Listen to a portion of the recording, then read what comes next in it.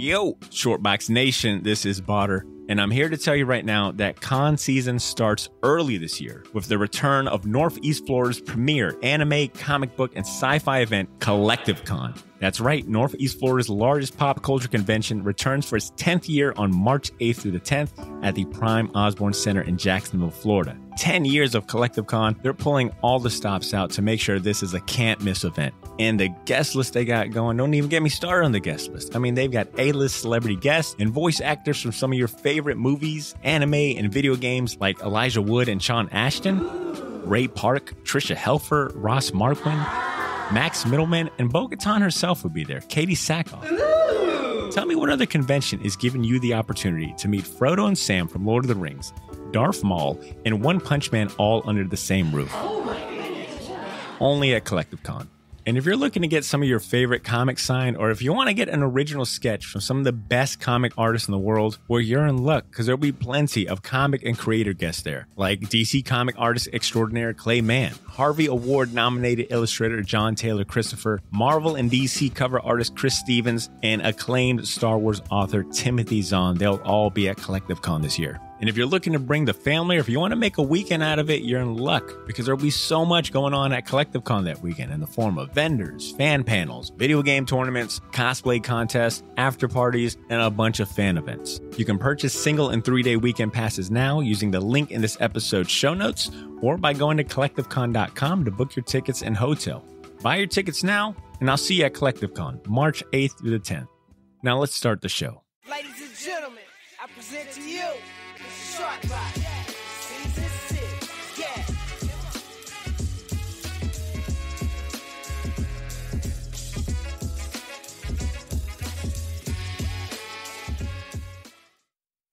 Ashley, Ed, I haven't had a chance to.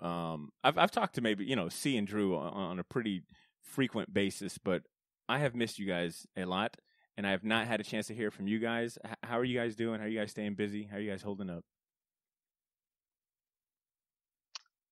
Oh my God, they're gone. They're not holding up at all. They just died. Are we recording? Is this part of the show? Or is this like genuine concern? This is genuine. I hit record, love and concern for you. Well, folks, you see how things are on the short box. A peek behind the curtain. Spoilers, we're a dysfunctional family. Save it for the show. Ashley, I'm doing all right. I'm still working. I was deemed essential, so I'm still going into work every day. It's just everything I do just has this sort of thin veil of anxiety over it. But other than that, everything's normal. Them doggos needed you. Yeah, I guess they did. How's Sandor doing? Oh, no, he's a monster. I thought he went to dog school. He did.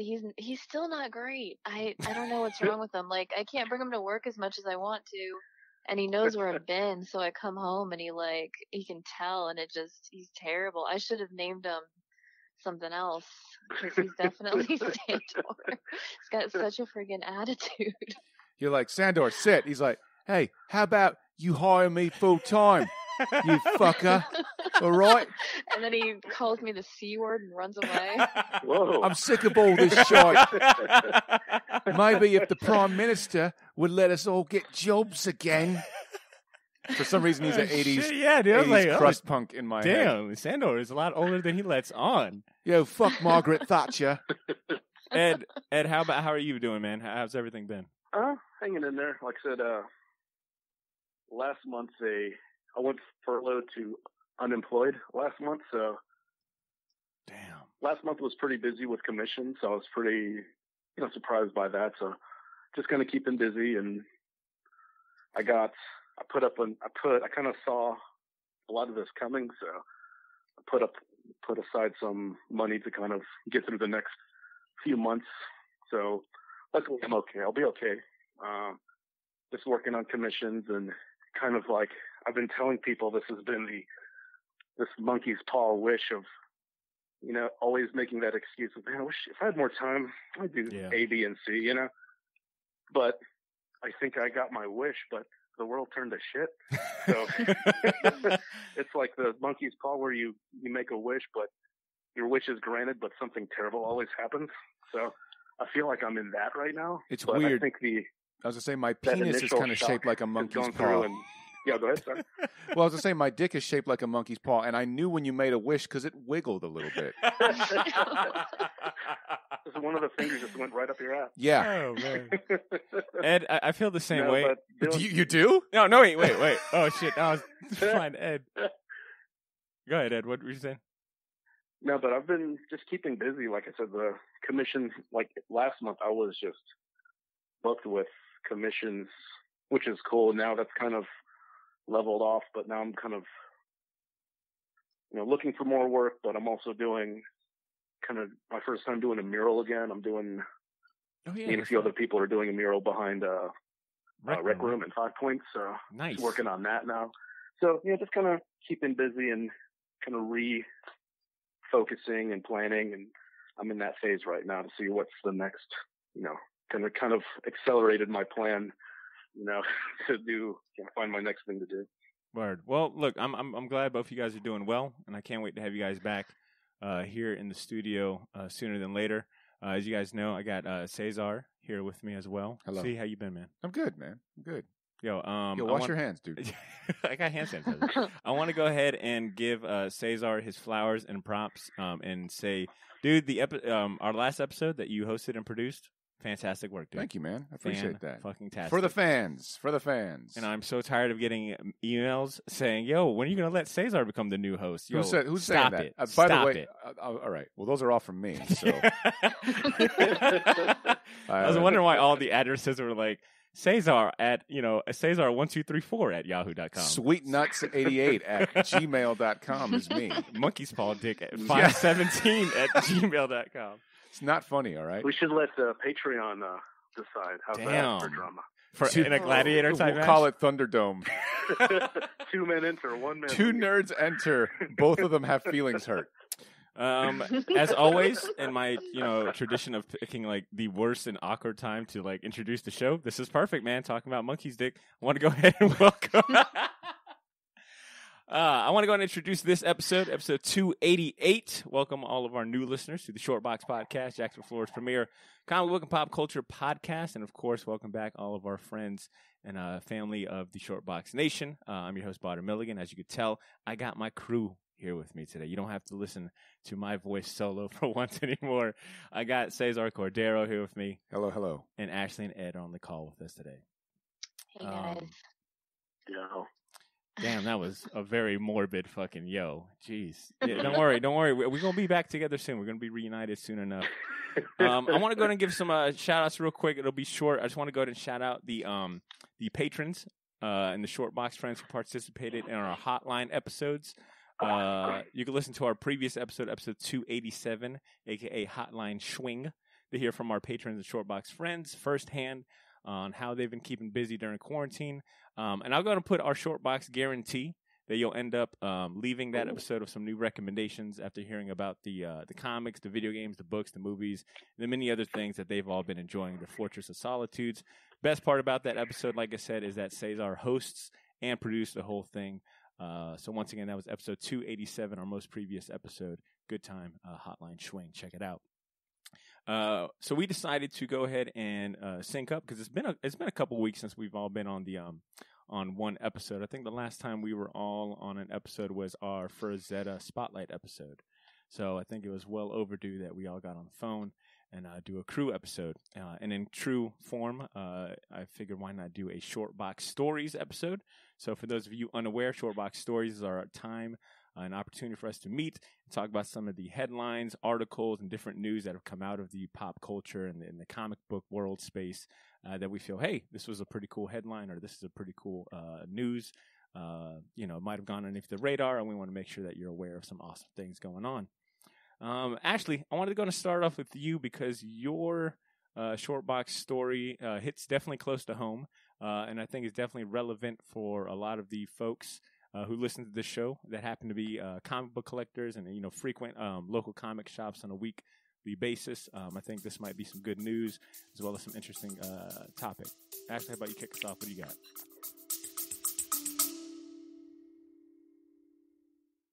Yo, this is Botter. Sorry for interrupting this episode, but I'll keep it brief. I wanted to let you know about a massive sale we have going on over at the Shortbox store on all of our merchandise and apparel. That's theshortboxstore.bigcartel.com. You can now save 20% off your entire order using the discount code YOO, Y-O-O. So if you've been waiting for the right time to finally buy that gauntlet snapback, or if you ever wanted to buy any of the shirts you see me wear on the podcast, well, now's your chance to get them for a steal. We still have a few sizes left of everything, but they won't last long, and once they're gone, they are gone. And then I mentioned that all of our apparel is screen printed on high quality material. None of that heat transfer or direct to garment stuff. Our shirts are some of the most comfortable ones you'll ever wear, and the hats look even better in person. So wear your support for the Shortbox Nation proudly, knowing that you're going to look damn good doing it. Get to theshortboxstore.bigcartel.com as soon as you can, and don't forget to use that discount code YOO, Y-O-O, to save 20% off your entire order. All of this information can be found in this episode's show notes if you want to get there faster. Thanks for not pressing fast forward. Now back to the show.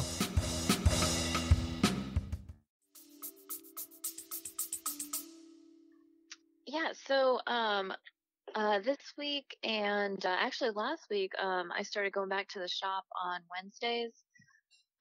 They still are doing like the contactless pickup if you don't want to go into the shop.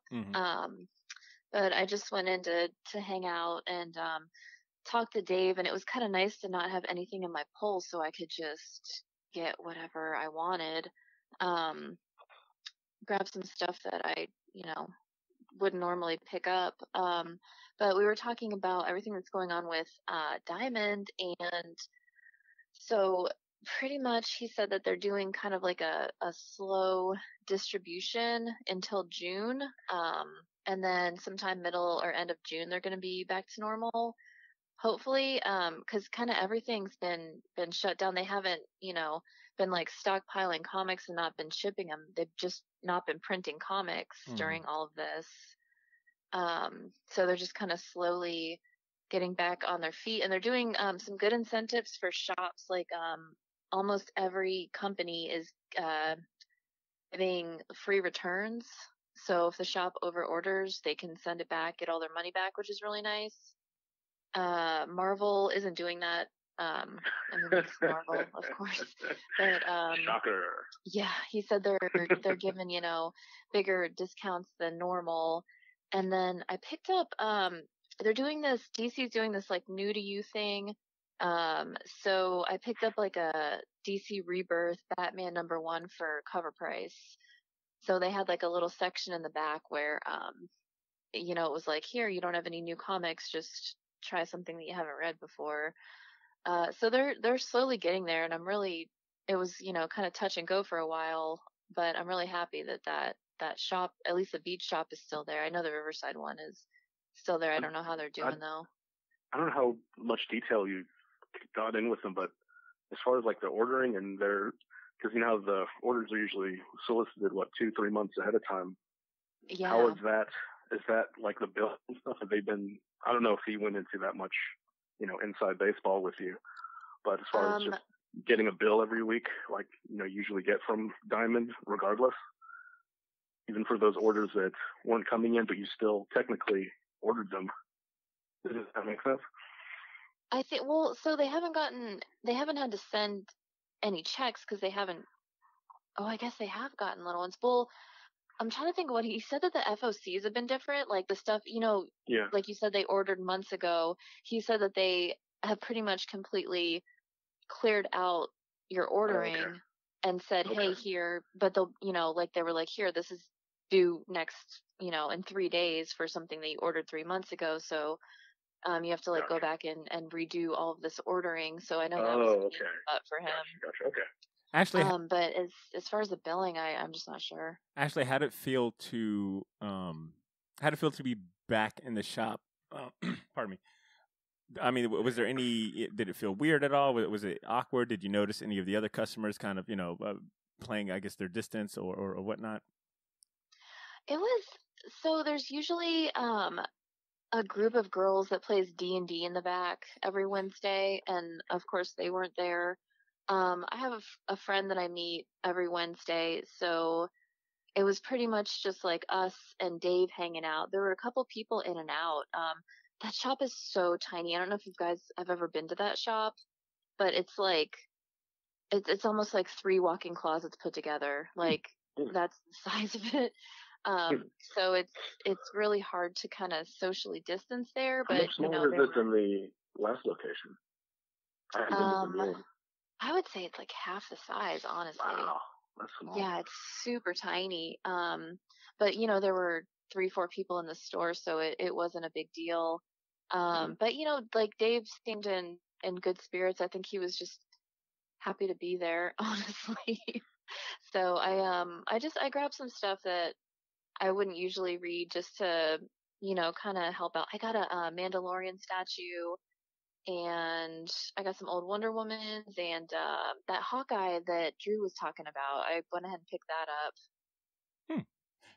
But yeah, it was super nice to be back. I'm really happy that it's open. Yeah, I went to Gotham on Wednesday just to kind of just show face and see how everything was going, and it wasn't as, I mean, granted, I did go later in the afternoon and the evening, so it's not really prime rush hour and all that, but it was, which was kind of weird too, because on a Wednesday, regardless of the hour of the day, it's normally kind of packed in there because new comic books are out and people are the foot traffic is really heavy, but you could definitely tell, like, this was just kind of a vast difference. There was a handful of people in there. Everyone was kind of keeping their distance. I think it was in the forefront of everyone's mind. Ben was in really high spirits. He was just happy to have the comic shop back open. We were talking a little bit about the whole Diamond stuff and getting his books. It's just wild to me that as a retailer, he still can't. He doesn't have all the information. He's still kind of relatively in the dark as far as what's the next steps. He kind of has an idea, but I mean, he can only give you so much information because that's all he has as well.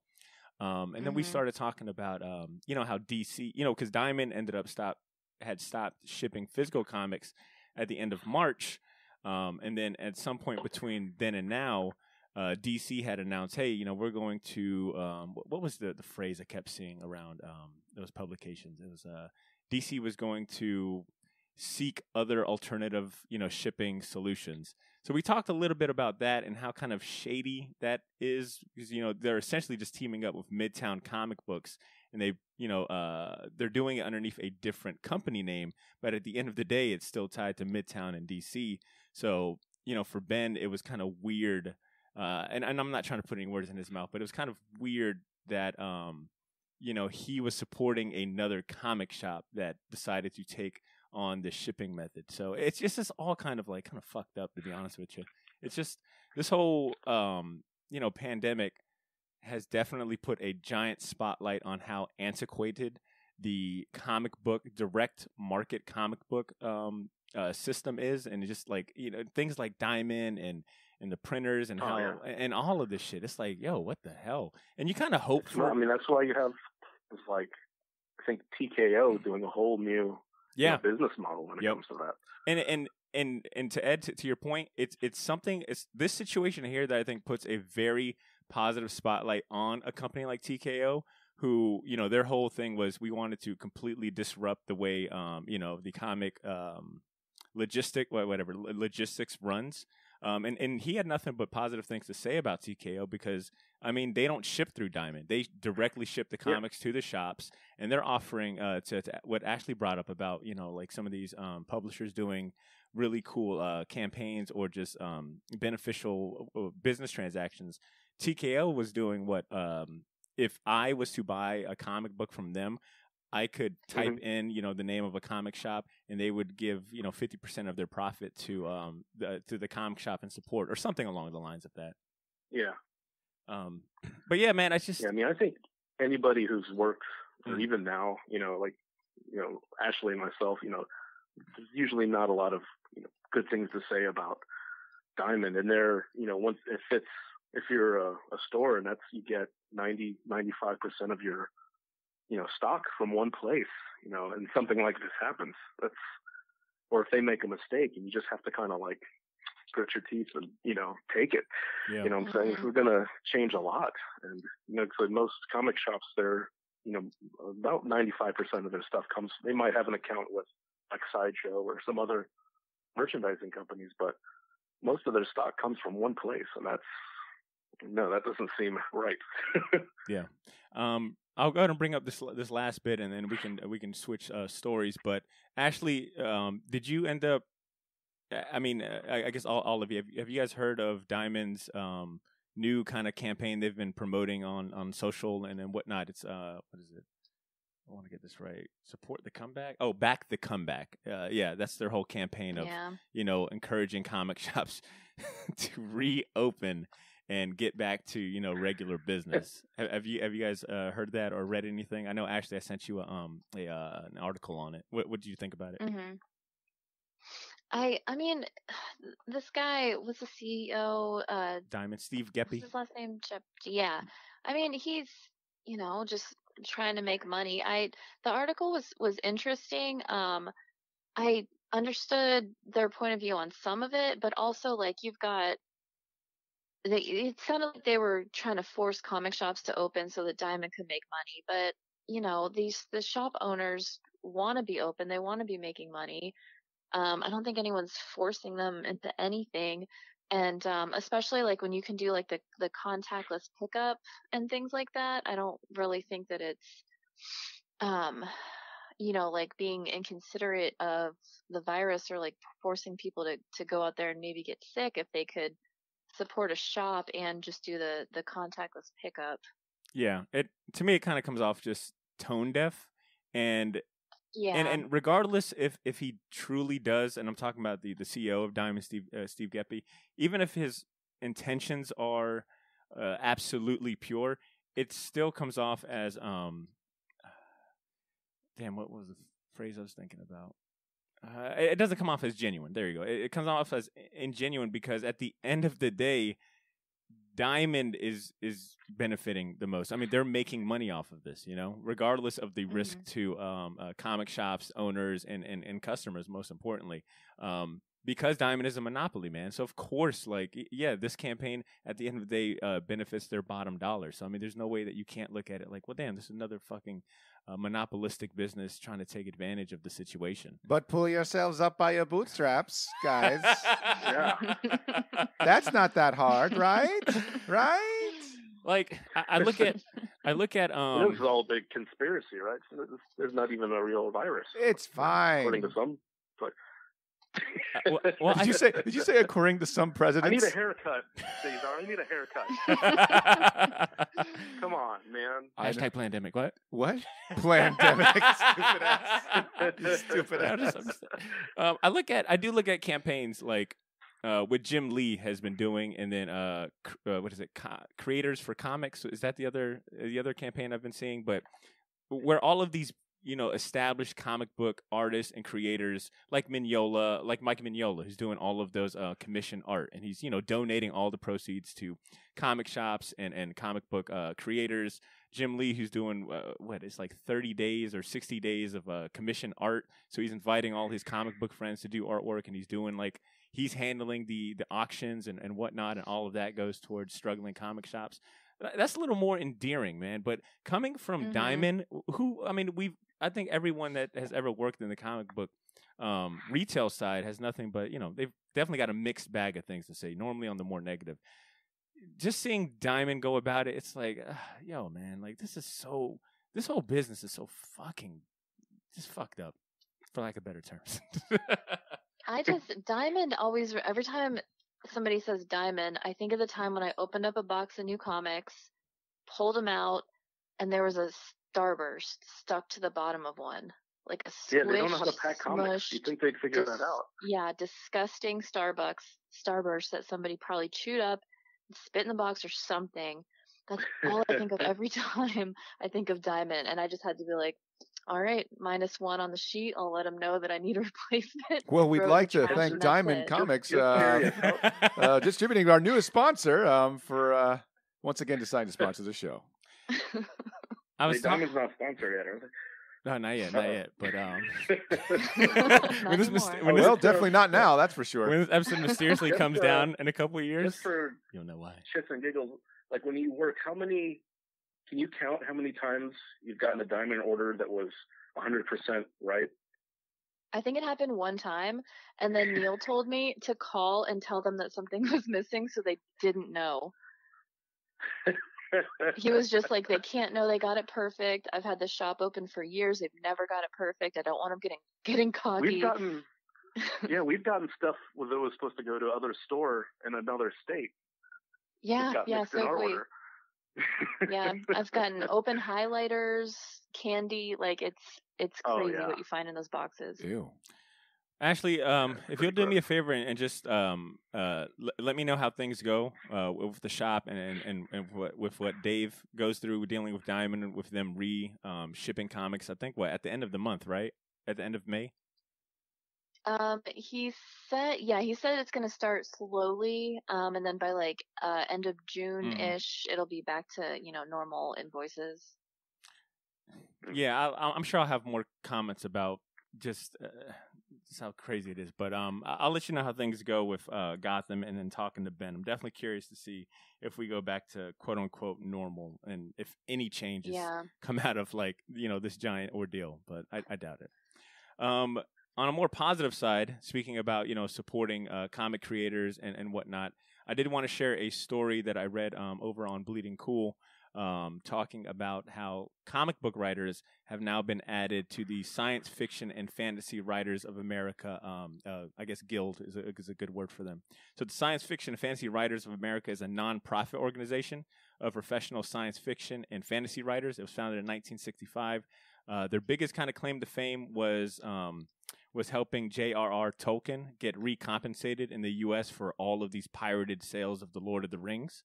Jeez. And prior to, I think this article is last Thanks, month. America. I think we can't be the only country pirating Lord of the Rings. Yeah, Bangladesh has a real strong Lord of the Rings following.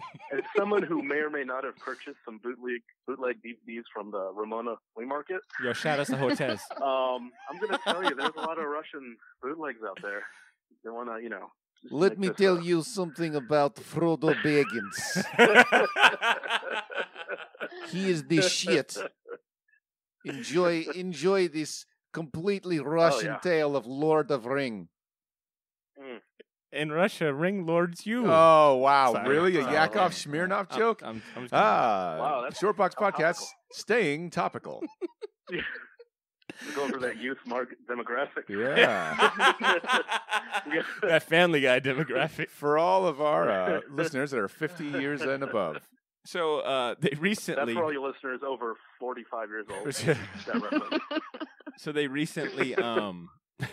the Guild... prior to this, it was restricted only for authors of prose, screenplays, stage plays, and whatnot. But they had recently asked, hey, should we start allowing writers of graphic novels and comics that, deal with science fiction, fantasy, horror, and related genres, to be qualified for membership? And there was an astounding, absolutely. I think over 95% of the guild or organization voted, yeah, hell yeah, we should do that.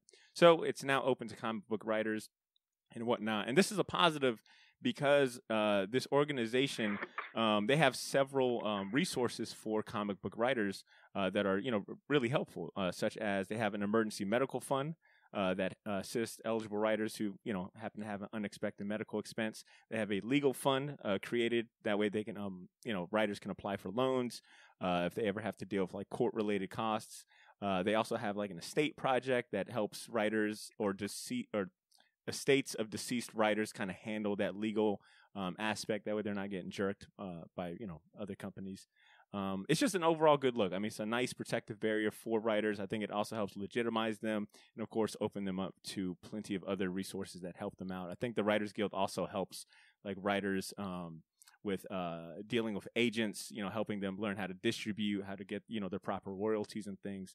So I think it's a good look for comic book writers that they're now included, because I think we've all heard, stories and various, just headlines and things like that of writers, losing their ownership or just kind of getting, jerked around by, bigger companies and whatnot. And well, not what being companies, Butter?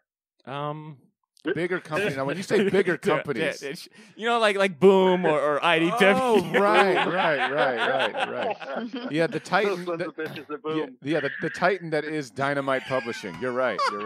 Definitely not the indie publishing house that is. And Marvel. you guys heard of Mirage Comics, right? Like how bad they were treating their people. Guys, I'm gonna tell you right now, Malibu was fucking people up. Malibu. Oh. So, Well, you guys start with an M. We'll just leave it at that, I guess. I can't wait for you guys to see you guys and the face company to face. may or may not have bought Malibu. Also, we'd like to thank our latest sponsor, Disney. Thank you, Disney. Thank you so much. So yeah, I wanted to share that because I thought it was definitely an inspiring headline to see. And, I'm just sense of surprised that it legitimacy. has taken that long. Dude, I would've same. just assumed Same. they were already part of it, just because you have a lot of those writers who, especially the last 20 years or so, kind of dip their toes into comics. So it seems like it's pretty much we're all in the same. We're all in the same group. It's like writer, whether it's for comics or for novels or for whatever. It's we're all in the same team here. Yeah, it definitely showed me that as far as comics have gotten in pop culture and the mainstream media, on the business side, I think there's still a lot of catching up to do and a lot of legitimizing that needs to happen to protect writers and comic book creators and their assets and things. So it's a good first step. Actually, a good major step. I definitely think so. So, and the only other thing I wanted to share before I pass it off to Ed was that Marvel had announced that Mark Waid and Neal Adams are teaming up for a new Fantastic Four series. It's arriving in August. It'll be Neal Adams' first full-length Fantastic Four story. It's called Fantastic Four Antithesis. And according to Mark Waid, who is really excited to be working with Neal Adams, no surprise there, he says that, quote, the story begins with the Fantastic Four struggling to prevent an extinction event on Earth and just goes more cosmic from there. We all know of Galactus, but until now, no one has met his antithesis. So, like I said, that'll be arriving in August. And Neal Adams is still one of those artists, as long as he's been in the game and as much things as he's done and all the accolades and things that he's done for the industry, anytime I see his name on a current, a modern or contemporary comic, I'm still interested, man. It still piques my interest. I think the guy's artwork is still, ahead of a lot of his peers. And to see him still warrant They'll tell you that, too. Yep. Sure will. Yeah. So, it definitely, there's a cover out there. I mean, if you just type in Fantastic Four Antithesis, you'll see the cover. But just to see his artwork on Fantastic Four, I don't think I've ever seen his work on Fantastic Four. So it was a pretty, it's kind of refreshing in a sense. So I'm glad he's not writing it either. Yeah. Right. I'm glad someone else is writing that. Speaking of which, because he wrote Batman Odyssey. And there was another one too. Ooh. He did a follow-up. He did the X-Men one too, where it was like, what if Wolverine met him, Professor X, before the X-Men started? Whoa! And it was like, oh boy. Yeah, I do remember the Batman Odyssey one. He drew a very hairy Bruce Wayne. I was like, yo, is this dude like a man-ape? Like he's got some hairy ass forearms. But yeah, his writing leaves much to be desired. So I'm hoping. With Mark Waid steering the ship on the writing duties, it'll be something worth picking up. Ed, I'll go ahead and turn it over to you, kind of sticking to that comic book realm. What do you got to share today? Yeah, I just read today actually that Audible will be releasing a Sandman audio drama, like the old style radio plays back in the day, in July, and it's going to basically take place from the first three trades, Preludes and Nocturnes, The Doll's House, and Dream Country. So that's like 600 plus pages of material. I didn't see like how many parts it was going to be or how long it was going to be, or if they're going to do like in seasons. But like I said, some of the voice actors they have, there's James McAvoy, Andy Serkis, Neil Gaiman is going to be Kat Dennings. So it's pretty good, pretty good cast, and I really like the. I don't know if you guys have heard any of the Wolverine, like the Stitcher Wolverine. Yes, I've heard them both. Series. those I think were really good. Very kind of good. An old-fashioned type of kind of format, like a radio play. But I think if it's as good as that, if it's as well produced as those, which I'm sure it will be, especially with this kind of material, I think that'd be a really cool audio experience. Yeah, and did you see they had mentioned that the score is going to be done by British Academy Award winner James Hannigan, who's worked on Harry Potter and the Half-Blood Prince. I think is his big claim to fame. So I think audio or sound wise, it'll sound good. I can't wait to hear Kat Dennings for more than an hour. Is that sarcasm? I can't wait. I don't know who she's going to be. She's going to be annoying, is what she's going to be. Oh, I'm Kat Dennings. She'll be delirium, right? Yeah. I'm guessing death. I'm thinking. It says death. Yeah, it says death. Kat Dennings is death. Oh, I was right. Yeah, Andy Serkis as Matthew the Raven, and I only know this because Ed on Audible site they have like this 2-page fucking graphic of everyone involved with the voice acting, and it is like long. It's a ton of names on there, so I recommend you just going to Audible and checking that out. But what I got is James McAvoy as Morpheus. Riz Ahmed as the Corinthian, Kat Dennings as Death, Andy Serkis as Matthew the Raven, Michael Sheen as Lucifer, and some other names, like a ton more. Yeah. Oh, and just another Sandman related thing I just saw is there's going to be a new miniseries. It's going to be a Black Label title for DC, and it's G. Willow Wilson will be writing it with Miss Marvel, the Miss Marvel writer, and Nick Robles is doing the art. And didn't get too much as far as the synopsis of it, but I guess there's a character, Ruin, which is basically, I guess he represents the nightmare of catastrophic failure, as it was said, which I can totally relate to. And and I guess he's been born into the, I guess that character has been born into the waking world. So it's going to be, Dream and Ruin, I guess, a series with them, but it's going to be a Black Label title. So it'd be interesting to see G. Willow Wilson writing, I guess, an adult title, because I don't think I've read anything of hers besides Miss Marvel. Yeah, and it's those DC labels, they've been doing some really solid, some solid titles. Like The Question. Yeah, and I'm glad they're not all prestige format. I was kind of under the impression that they were all going to be that oversized $8 format per book. So I can't afford this. Yeah, but there's been some titles that are just standard comics, which is good. Yeah, the ones that come to mind that I've really enjoyed from that DC Black Label has been Batman: The Last Night on Earth. Yeah. Jeff Lemire's The Question, and then Wonder Woman. Yeah, and then this current is it Dead Earth? Is that the name? Yeah. Yeah. Wonder Woman: Dead Earth by Daniel something Warren Scott. And then Joe Hill has his own little imprint too, which is kind of cool. Yeah. What I have to give, and I might be putting myself on blast, but what do it? Do it. Any opportunity to smash that man's self-esteem. Would I have to give up my nerd card in any way if I admit that I've never read Sandman? Yes. Damn. God, coming from you. Damn. Yes. Damn, man. I held out on. I held out on. Than champion it, like, it's like, man, you guys ever heard of Sandman? Like, yes, we've heard of Sandman. Well, I guess Barter's gonna be like, guys, I'd like to talk with you about a neat little comic from the 90s. You might have heard of it. It's called Neil Gaiman's Sandman. And I have just been loving it. I'm done with the first trade, and I really think things are going to look up. I really relate to this main character. I really relate to this main character, Morpheus. A lot. All right, I'll add it to means you never try to go after any goth girls when you're younger.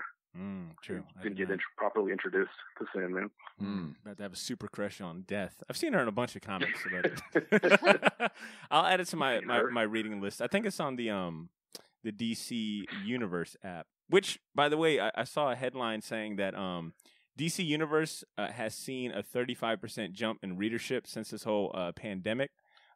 They crossed a milestone of 18 million comics read at some point between February and April.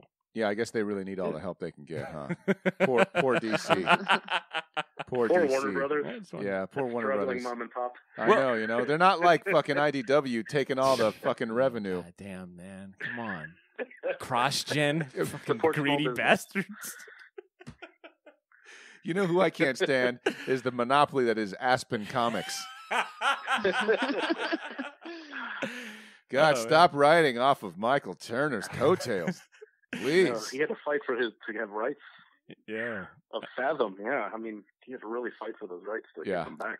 When I was working at Universal Superheroes, do you know how many boxes of fucking what did you say? Was it Fathom or Aspen? Well, Aspen's the label, the comic book company. Yeah, Fathom's the character. There you go, Fathom. Yeah. You know how many boxes of Fathom #1 James had in the back? It was like boxes on boxes because at some point he had Michael Turner come visit the shop when that issue came out, and I guess he thought it was going to be like a big hot commodity. Well, It's burning, around that right? time, I'm assuming he passed away too. Yeah, not too shortly after. Yeah, that's. I wonder if we should do. Yeah, he passed really young. It was weird. Yeah, He was like that looked guy like was a super healthy, adventurous dude. dude. Even while he had You know? cancer, it was of his hip. I think his hip was pretty much gone. Like the joint between his leg bone and his hip was gone, and he was still doing like martial arts Damn. and lifting weights. And Yeah, while he was getting treated for cancer, like dude was a legit real life superhero. yeah. I might have to add. Okay, I'm gonna add him. And he could draw. You I'm know, not- like. I'm gonna add him to my to the artist spotlight. No, Paul. you I've go been- back to Sandman. How dare you? Don't get distracted. No. Don't get distracted. All right. I'll check out Sandman. Jeez, anything to not be artistic, huh? Butter, not artistic Milligan. Yo, Flash. Ashley, how much you love Sandman, don't you? Isn't that one of your favorite comics? Oh yeah, it was one of the first things that I read like in continuity. But you know, when you're like a little kid, and you're just grabbing random comics. This was like in college, and we had to read the first trade for class, and then I went in the library Man, and finished should've the went to rest your of it. Dude, for real. Cue It the was music to fun. the Crow soundtrack. Okay, when and where did you hang out in Neal Gaiman? I just want to know. It's got to be a story Wait. where you guys hung out. Oh God, I wish. No, I do want to go to that thought bubble. He didn't sometime. he didn't visit your class and buy you guys lunch or I something? thought you guys were on the same softball team. Nah, he missed that game in that season that one year. That will be strike 3, Ashley. You're out. Usually the rules are a bit more lenient. I'm sorry. Fast pitch, Neal Gaiman, Yeah. fast pitch softball champion. No, I You wish I guys had a can't Neal Gaiman handle story. my knuckleball. It's made of broken dreams and black hair. You know, my college didn't have any sports teams, so the homecoming game was a faculty versus student The art softball school game. didn't have a sports Yeah. team? wait. Nothing. What was what was it they said? What was the game or what you guys do? It was a Quidditch. faculty versus student softball game was our homecoming game. So like all 5 of the faculty. So the teachers, they're like, help us. We don't know sports either. Actually, I swear, like your It'd college be is. awesome if they had like a kumite, just like a fighting. That'd been awesome. Ashley went to the school for gifted youngsters. That's what she went to. Dude. Xavier School for Gifted Youngsters. See, man, what about you? How about you wrap us up? What do you got to share with us? You Speaking sick, of twisted bastard. Death. I got 2 words for everybody who is listening. Junji Ito. Not the first time we've mentioned him on the show, clearly. And it took Who? about, yeah, right? It took Oh. 5 million teeth to be pulled for Botter to actually read something from Junji Ito. And he did, and his nightmares are endless. Yeah. Awesome. Now, COVID? mission What? accomplished. Please. Yeah. Yo, Ito. Yeah. That said, those that follow him and those that are fans, Junji Ito is a manga artist / creator, writer, horror manga extraordinaire, and he's had his work adapted into the animated form before, much to the chagrin of most people who are fans of his work. Yeah, that collection was a valiant effort, but not all that great. Well, if you feel that way, like most people do, rest assured you are in for a treat, considering Adult Swim is going to be putting out a adaptation of Uzumaki. It is 4 episodes. You can watch the trailer for it. The trailer came out earlier this year, and I think it might have been one of my champions, but now it's coming to... Basically, it's coming closer to when it's coming out. They haven't really named a date, but they have dropped out bits of information regarding to how far along in the process they are. The idea that there's 4 episodes being dropped is something rather new. They're also talking about how they might change what happens to one of the characters that dies early on in the comic, and that individual will have more of a role to play. And interesting. Yeah, I was like, wow, this is great. And I was kind of worried when I saw the trailer for it that it was just going to be kind of like the motion comics sort of thing, where it was like just a flash animation, which like fine, the Max, right? Back in the day. Yeah. But this looks like it's going to be animated, like full on, like an anime, and he's very much a big part of it. It looks like it's being done with love, man. I'm just excited to have that in my life. I need something. I need some Ito in my life. That's all I'm saying. Some horrifying. Yeah. Yeah, I mean, the trailer like hits like the note of everything I don't want to watch. If you watch the trailer, it feels like a trailer for like an Ari Aster movie, like Midsummer or Hereditary. It feels like that kind of feel, like very high art horror. And very soft-spoken, creepy ass. What I can only assume is Japanese girls. Junji Ito. Yeah, like it's like that's creepy as fuck. Watch the trailer. If there is an ASMR from hell, this is it. Yeah. And it's amazing. I mean, that said, he's also got Venus in the Blind Spot coming out in August, so I'm super excited about that. But yeah, to all the Ito heads out there, gonna have a lot to look forward to this year. Do you remember that series on Toonami that used to air, and it was like an anthology anime. It was horror. It was A Kid with a Golden Bat. Oh, you're talking about Paranoia Agent? Yes. Yeah. That's the vibe I got, but this looks like it's going to be that on steroids. Yes. I remember having many fucking nightmares watching that and forcing my little brother to watch it. Dude, he would not go to sleep for like days. Yeah, I'm a piece of shit. You're sorry. like, memories. Ashley, you like demonic ass shit. Like, do you? I tortured a child. My name's Butter Milligan. Ashley, are you? I mean, do you mess with Junji Ito? Are you? I Have you haven't really gotten into anime that much, but I did see Hereditary. I'm not getting into that anime that much. I need to. I was waiting for Ashley to be like, Ito-san? Yeah, well, I mean, we went to Domu last week. How do you think I learned how to stitch bodies together? I mean, manual's right here. Look, yeah, I traded him my prized Marilyn Manson pog nice. for. Wait, Ashley, you said that you're not really into anime. Is it anime? Any particular reason? Do you like manga? No, not. I just never. I think in high school I was just like force fed some really terrible stuff. She's like Dragon Ball Z. It's just some real annoying stuff. So I just never Dragon Ball Z fans. Damn it. Okay, I already said the Dragon Ball Z joke. All right, we don't got to keep leaning in on this. So Dragon Ball Z fans ruined anime for you. Is he as awesome as Goku? Is he as strong as Goku? Was it the Naruto kids running in the hallways with their arms pulled back? Kids? Oh my god. I can see Ashley as a Naruto kid. I think Ashley has been a cool Naruto kid. Hanging out at Maximilian. No. Reading all the I don't, for the record, I do not co-sign on that. I do not. I'm messing. Actually, I did want to ask, because, in between this whole quarantine time, it has been great scarf weather. Has it not been? Jesus Christ. Oh no! Wait. We're going to talk about. Hold on. Before the hour mark, I'm just gonna totally segue away from that. I could see Ashley as a Vampire Hunter D fan, like in high school, just with like a Vampire Hunter D shirt on, just quietly drawing in the corner. Like that's what I see. I do not see a Naruto. Not to disparage the definitely Vampire Hunter D. Yeah, not to disparage Vampire the name Hunter D? of. Yeah. Oh, yeah. If you haven't seen any if I can watch it for free, I'll watch it this weekend.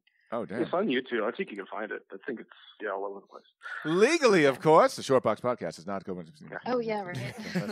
I mean, Yeah. And if you want some really awesome anticlimactic political commentary, I recommend Gundam. Come on. Oh God. Okay. For the record, I love Gundam. No shouts to those guys. You know what? I watched Gundam Wing. I did watch Gundam Wing. Now that you That's the one I was mention thinking about too. Did Thomas you? Waltz. She No has. Voltron, no 80 stuff? Nothing? No, never. Oh, okay. No one is judging you right now, Ashley. Except for No. Tom Are you Panditch, sure? 'Cause Corey you kinda Torges. Yeah, judge. everyone is judging you right now, Ashley. This isn't Hey, like where's the the- Butter Sandman thing, right? Where's the Ooh. block button on Facebook, guys? Can you tell me where to get that? Wait. It might be. It might be. Wait. It might be in this situation, but only be. Oh, look, what you are only required, Ashley, to watch American. N- What? Jesus, no. I was going to say to expose yourself to the Japanese animated movies. Mm. You know, like Okay. you're only required to do that. So, like, if you expose the yourself shows to like they shows are like cream really- cheese, you know, like you don't whatever. You could still be like, oh, I really dig Ghost in the Shell. I dig Akira. I dig Vampire Hunter D. Mm. Like the movies that came watch out some, in like Ninja actual Scroll too. It's yeah, on Ninja Hulu. Scroll, Fist of the North Star. Woo. All of those are really good, Mm. like just basic movies. Like if you're a fan of Yeah. movies in general, those are good movies. You don't have to be an And- anime or manga fan to enjoy them. They're really good. Anything other than that, you can look at people and go, weeb. I feel like if you No watch, one has time for like 30 episodes of just Right. stretched out material. Yeah. Ridiculous. 500 episodes of Naruto or freaking. Dragon Ball. Oh my God. Yeah. okay, so Ashley, that'll be your homework is to seek out one of these animes and or mangas, and I'll read Sandman. Okay, sounds fair. Okay, sounds good. Ashley's like, not doing it. Me too, because I was gonna say I won't do it. Potter, you know we are recording. Oh! I feel like if you watch Spirited Away, you can get away with like the Oh yeah, well I mean Yeah. those count because those were films. Yeah. Hayao Miyazaki films, My Neighbor Totoro, all that stuff. But that's Anime is pretty those much are any- great, and that's artsy fartsy. There you go. That's what. I was I don't know. For your time, get in, get out, moves fast. Yeah. I would say Vampire Hunter D, Bloodlust is probably the best way to go. Well, okay. That's my recommendation. Mhm. Well, sounds good now. Yeah, Wow. good animation. Must watch. We're expecting a full report. yeah. Okay. I'm gonna dedicate a course. whole episode Thank to you know that wouldn't be a bad idea. Ashley does manga reviews. That'd be pretty cool. Or Yeah, anime that'd be reviews. sweet. Minute from Anime class. reviews. Oh my God, I would actually The be weirder the better, Really, too? really interested to hear what Ashley, dude. Ashley, if you would do that, make that happen. Yes. Actually, you have nothing All going right. on right now. Do it. Well, let me write this timestamp down. Ashley, anime Maybe, recommendations. Maybe a little fan art. Is that too much to ask? Maybe a little visual If I for don't the like it, for the Patreon folks. yeah. Fuck the Patreon. If you start doing Whoa. fan No, art, wait, Patreon's Patreon. I swear, I Holy- swear. Look, no. If Ashley Money starts we doing make. like vampire in her style, like Vampire Hunter D, I will fucking pay out top dollar. Yeah. But patrons, we love you guys. But we love the patrons. So But Cesar just commissioned you, stay away. but the commission you also have to do a full report. So it's like, Like a book report, hmm yeah, like a 4-page summary. And you know what? Yeah. We'll film it too in front of a chalkboard with a bunch of Uh-huh. strangers. You have no idea who they are. Yeah, there we go. Oh, actually, speaking about commissions, Ed, I wanted be great. to ask you in the beginning, but it slipped my mind. Among your commissions, which I got to give you props, I have been enjoying your post showing all the different commissions you've done. Fantastic stuff. Have you been Oh, thank you. commissioned to do a brony yet? No, What's been the most interesting nothing one? perverted or weird. Damn, come on. Oddly sexual. Yeah, no pedo bear, no brony, no, nothing, no furries. It's just all been regular ass commissions, which is cool. Boring. Not that I would turn down a brony at this point right now. No, fucking money's money. I got bills to pay. So yeah, it's like okay. Ed, So, but no, nothing out of bounds or nothing questionable or nothing like that. Nothing, kind of off the beaten path of regular commissions. Just standard stuff. have you? It actually has gotten me into stuff that I never would have Okay, there we go. watched. like Gravity Falls. I got a Gravity Falls commission. I never had any interest in watching that show, but it's actually a pretty fun show. So, just some of the stuff has actually got me to look into the source material more, because I always look up a lot of references and things before I actually draw it. So it's actually introduced me to some, different characters and stuff, and some new shows and things like that. So it's been kind of cool.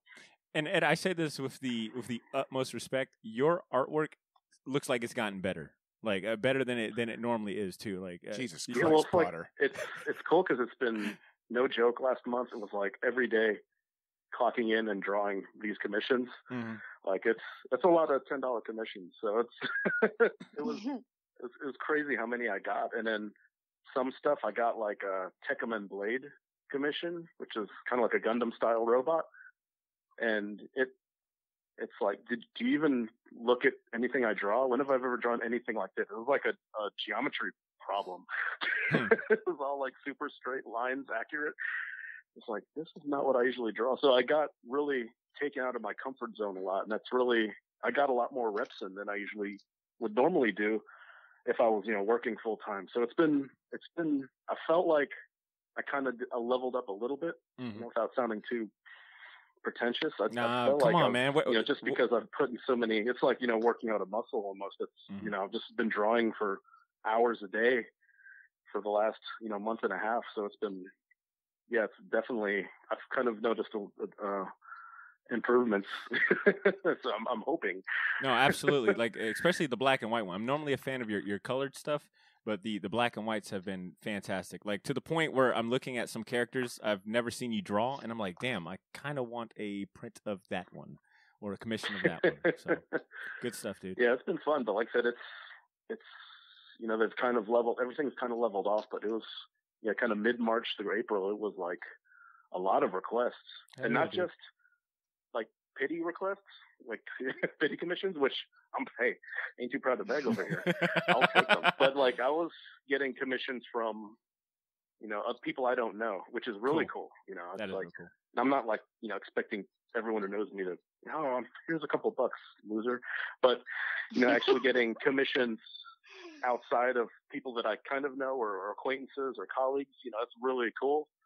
And, I've had a couple people, request multiple things. So it's been pretty, and I never really pushed the commissions that hard before. So it was a nice experiment, and hopefully I can kind of keep the momentum going. Good stuff, dude. I'm glad you're getting a great response. Ashley, have you done any like any artwork or commissions or anything comic book related during this time? I'm trying to think. No, I haven't done any commissions. It's mostly just the kids book stuff. I've been doing so much of this lately. I think I'm gonna take a little break next month and do just some stuff for myself. Mm-hmm. And so maybe that'll I'll get some commissions off that. Hopefully, I'm so tired of drawing dogs and cats and little kids. Like, honest to God, I can't do it anymore. You want to get on this Junji Ito? I draw some blood and guts. Yeah. Okay, word. C, what about you? Have you done any art or anything similar? Yeah, this anything fucking creative? Patreon gift. Ooh. Oh. Good alley-oop. Yeah, become a patron of the Shortbox Podcast. What Hey. is it? Or are you just going to send it to me? I could send it to you, man. And okay, cool. And I'll post it at some point for anyone listening. Like, what's C working on? Okay, cool. You guys sound a lot more productive than my ass. I've found another. Did you been making those like fried peanut butter and jelly sandwiches? He's Yes. been making whipped coffee Yes. like if it's going out of style. Yeah. No, yeah, Blythe put me onto the fried peanut butter and jelly sandwich life, and I'm never going back. So that's been great. Dude, is it like a French toast peanut butter and jelly sandwich? Is that what it is? Yeah, essentially. Yeah. Okay. Oh yeah, I discovered that too. Yeah. That's why I got the quarantine 15 I've put on over the last couple months. He said the I am quarantine fat as 15. Probably 30. It's more 30. It just rhymes. The rhyme sounds better. Yeah, no, I like it. I've gotten fat. Yeah, honest, and I'll talk a little more about like in our champion segment, but I have found a new hobby that has been, taking up my time and is threatening what little bit of money I do have. I've gotten into vintage Marvel shirts. Boo! And it might be the nerdiest thing I've ever fucking done, but They're just gonna re-release them, brand new. Well, that's what I'm saying is I'm into like the actual like this shirt, is from the fucking 90s, or whatever it may be. I've been following all these profiles on Instagram and social media that all they deal with is, hey, they'll go thrift shopping and they'll find these awesome fucking vintage shirts from the 90s. And tonight at 11, more news about a young man who dug up Stanley's corpse just to get his sweater vest.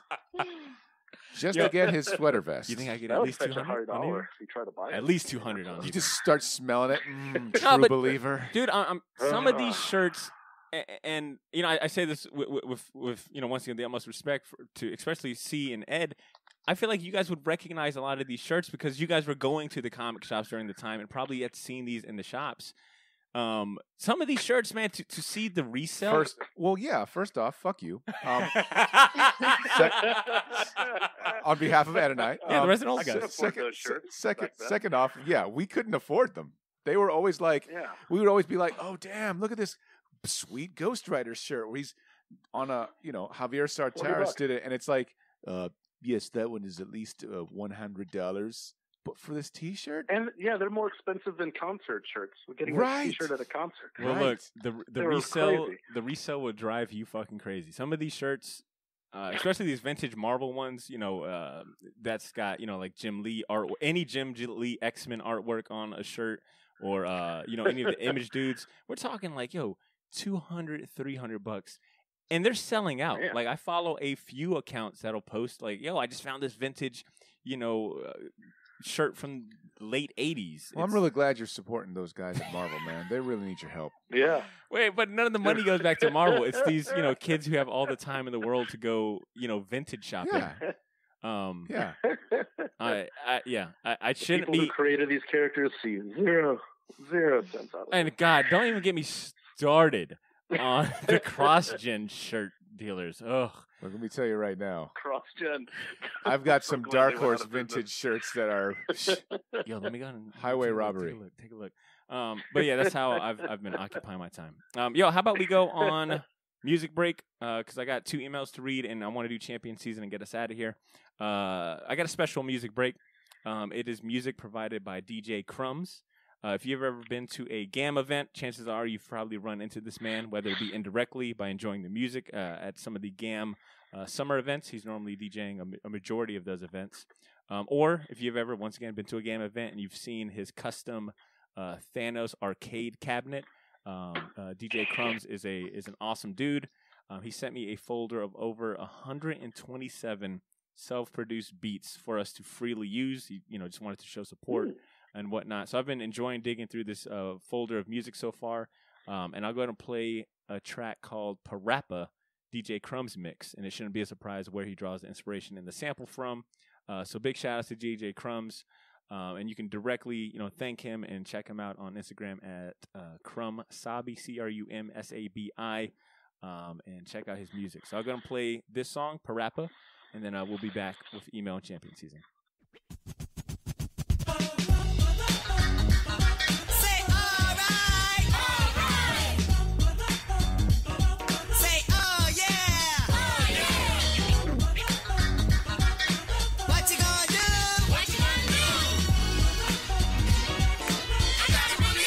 I gotta believe. Oh yeah.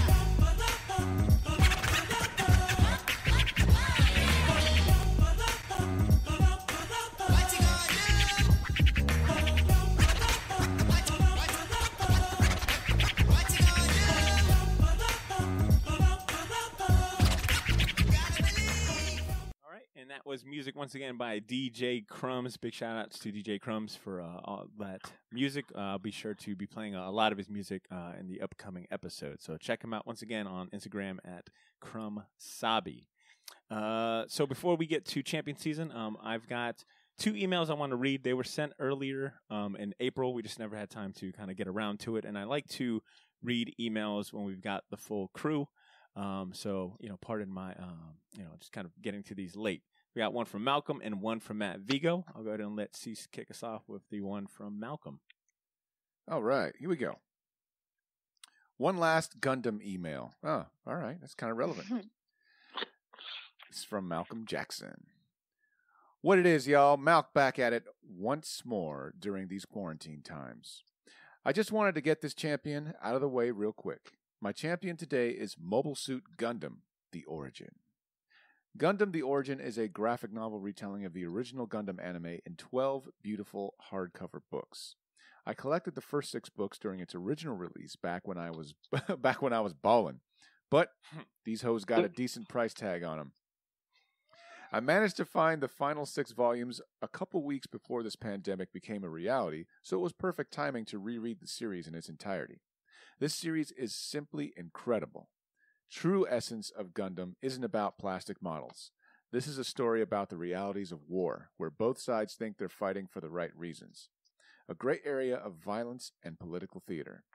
This retelling cuts the fat from the filler episodes and gets straight to the meat and straight to the meat and taters with an actual origin story to explain how the 1-year war came about that started the show. It's dark, gritty, funny, and brutal. If you're a fan of war stories, or better yet, a Star Wars fan, this series is for you. There is a very good anime adaptation of the original actual origin from the books 5 and 6, and that's available on Hulu. But I definitely would love to see an animated movie trilogy based on all volumes. Shit, it's been 40 years. It's been 40 years, Bandai. The cash will print itself. You can still find copies on places like Amazon, and you can probably find some online reading for it as well, somewhere. Hell, I know. Stay safe, stay turned, Shortbox Nation. I could absolutely go for a series of Malcolm giving reviews and dropping phrases like, these hoes is expensive. Yeah. And he's right. I somewhere I've got the first 5 volumes. It's a really great read if you're a fan Are of those hardback ones? Yeah. That look almost like And they're in drawn color. in colored pencil? Yes. Yeah. Oh, those do look sweet. Yeah. And the interior matches the artwork too, where it's like, kind of like watercolory. Not so much detail, but the inside is great. And he's right about the story too. Like it's a really well thought out political drama. Currently on Amazon. Yeah, good luck. Like I said, I got up to 5 of them, and I said, "Damn, this is really expensive." So, thanks again for the email, Malcolm. Next up, we got an email from Matt Vigo. I just got to find where I put it. Where is that one at? Damn, where is it? Okay, here it is. There we go. Here we go. This one is no subject. Mysterious. Hey, Shortbox, I've finally been reading comics long enough to see the evolution of art on an individual, professional level. They really are just like us. I've noticed that certain artists whose work I didn't like initially, but now is amazing in my eyes, and in the way that they have grown and changed their work. My question to you, do you think the changes are based more on personal growth and development in their craft, or is it that when they started professionally, they were working in more of a house style and not trying to rock the boat? Bonus question, if my email isn't already too long. It's not. Do you have any artists who you did not like initially, but over the years really come to appreciate their work? Make mine Shortbox and keep it that way. Matt Vigo. Damn right. Keep it that way. Keep it that way. Keep it that Keep it fucking that way. That's right. Just give it escalated. Yeah. Sorry, I wanted to get real intense. Ed, it sounded like you wanted I think to. it's both. Yeah, I it think depends it's on the both. artist, like Matt. Conforming to an art style, or just you're new, and like the most artists that you've seen, or at least that we've grew up with, and besides like Rob Liefeld, you kind of see a growth and evolution of their style or refinement. They don't usually just stay the same, the same style. But you could be beholden to like a house style like Marvel was for forever. Yeah. You had to draw that kind of Kirby, style. So, but yeah, I think both of those answers are correct. Yeah, It depends on the artist. As I say, we've mentioned in the past guys like Sal and John Buscema trying to be Jack Kirby initially, and then they kind of kind of proved themselves earlier on that they could do the work and end up being, as good on their own style. I think Joe Kubert's another one of those guys that everybody tried to emulate or have his style emulated. But again, we're talking about Marvel, and they were very much known for their house style. But if you bring up like Image or like Todd McFarlane when he was doing Spawn, he didn't encourage Greg Capullo to draw like him. Yeah. Greg Capullo had kind of his own style. And so that's an example of an artist that when he first started out, his work looked, it was weird. You could definitely tell Capullo was kind of coming through, but he really hit his stride in like the late 90s, especially when like Angel Medina was helping him out with inks and then eventually penciling. But yeah, like you've got tons of examples of both.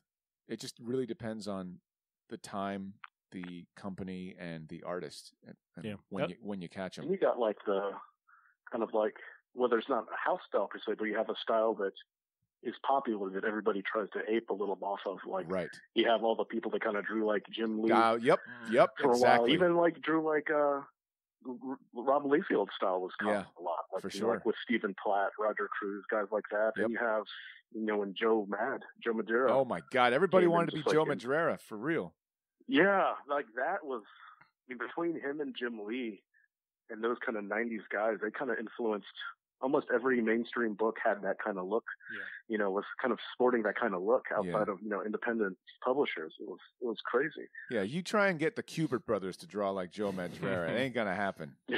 And I think C pretty much nailed everything I wanted to bring up. I'll only add that I know like Todd McFarlane has said that he kind of played ball with Marvel when he first got on because he just wanted to get on. He was trying to be John Byrne. Yes, yep. And then right. Eventually, when he realized, well, fuck it, now that I'm in, I can go ahead and kind of do my own thing. And that's where we got like all of his iconic work on Spider-Man and Incredible Hulk. So I think conforming to whatever house style is probably a more strategic thing because you just want to get in and show that your foot in the door. Yeah, exactly. I can play ball. I can follow the rules. I can hit my deadlines, and then I can start sprinkling my own bodies of work.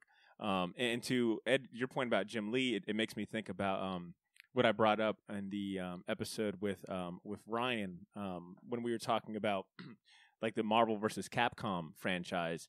The artist, the Capcom artist for that, specifically an artist named Bingus, was told, this is a game that we want to sell really well in the Western market. And over there, Jim Lee and the X-Men are doing fantastic work. That's what people love. Emulate his style as much as you can, so that way we can, sell these video games. And for the artist that I guess he didn't like, and at first, but then you grew to like. It's weird to say this, but I would say probably be like Mike Mignola. I was just, didn't understand what he was doing. It was kind of like maybe an ignorance, on my part. It wasn't really, and maybe him doing books that maybe didn't fit his style just when he was kind of getting into the industry. Yeah. So he's like one of the artists that I really grew to become one of my favorites. Yeah. Jay Lee. And Jeff Lemire is Ashley's favorite. I know. Oh God! I talk about him every episode.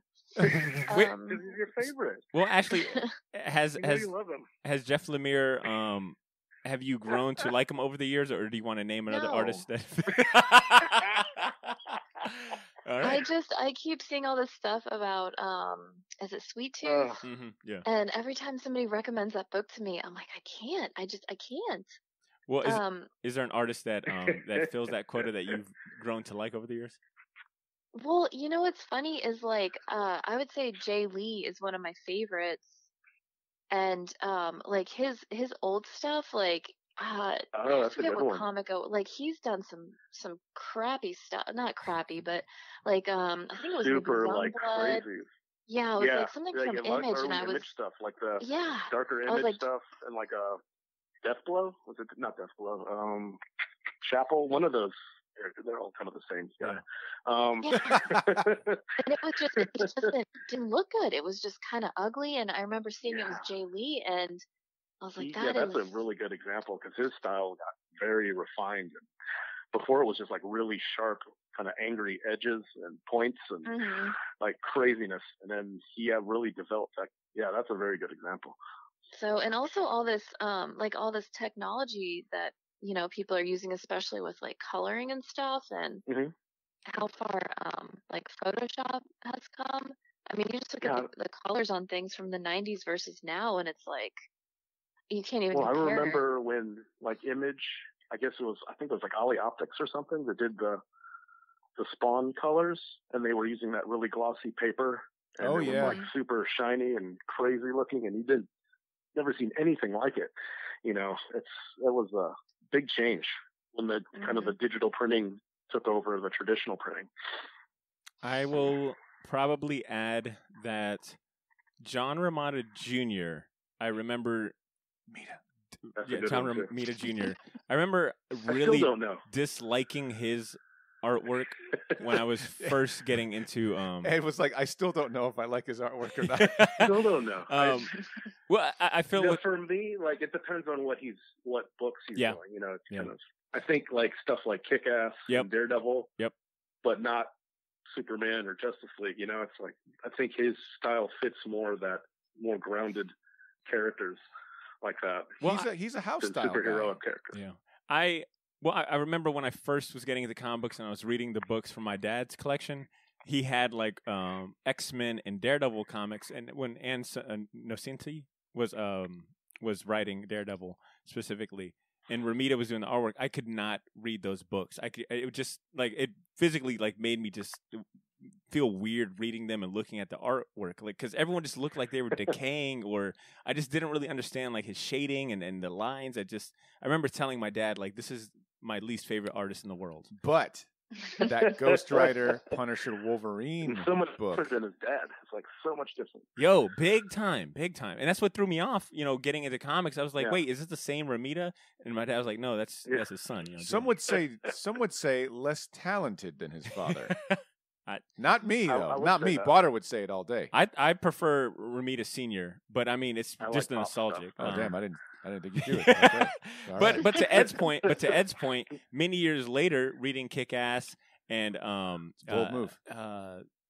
When I read his work on Kick-Ass, I think there was an Avengers or something that he was doing for Marvel around that time. Spider-Man was good. Yes, yeah. Oh, absolutely. His Spider-Man run. Absolutely. Dude, even those stories were shitty. I was like With Kane and the Clone Straczynski. Saga. Yeah, with Straczynski and stuff like that. No, before that. Oh, that's right. Well, even his stuff with the J. Michael Straczynski stuff, of course, is good. The fucking Other good. and God, all that yeah, stuff. so good. The totems. But now, if I look at his artwork, like in his Superman book, I was like, more swinging on the opposite side. But Romita Jr. is one that I kind of go back and forth. But I remember initially just not liking his artwork as a kid. God, I hated it. But now I would like it a lot more. You're like, why aren't you Mark Bagley? Stop making everybody square. My favorite. People don't have rectangles for hair. That Vigo, that was a good question, man. Vigo, I want to hear from you. Who are some of these artists that you've noticed their art or their evolution of art? I want to know some of the specific artists that you've become fans of, if that, and even answer your own question. Like, who have you started out kind of disliking and that has grown on you? So. Good emails, good questions, Matt and Malcolm. I always appreciate it. And if you're listening and you want to go ahead and submit a champion, a question, or a conversation piece for us, shoot us an email at theshortboxjacks@gmail.com. We always welcome emails from our listeners. Ashley, Ed, and C, do you guys remember the first comic that you read that you just did not like? That you just absolutely were like, man, this sucked. It just popped into my head too. Which one is it for you? I'll share mine and why I asked this question. But Ed, which one popped in your head? The Batman Spawn crossover. Wait, which one though? The one shot with the. There's two. There's two that are one shots, and one of them is good. The Chuck Dixon one's real good. But No, the Frank Miller one. Miller. Okay, yeah. Frank Miller, Todd McFarlane one. Okay, yep. Where he's just like, undisciplined punk, stupid punk. Yeah. Magic tricks and punk. You know, like really hard. I mean, it was like, and I was excited because this was like, you know, Spawn's the shit. You know, this was I wanted peak Spawn to Spawn be years. like, bro, you know I'm black, right?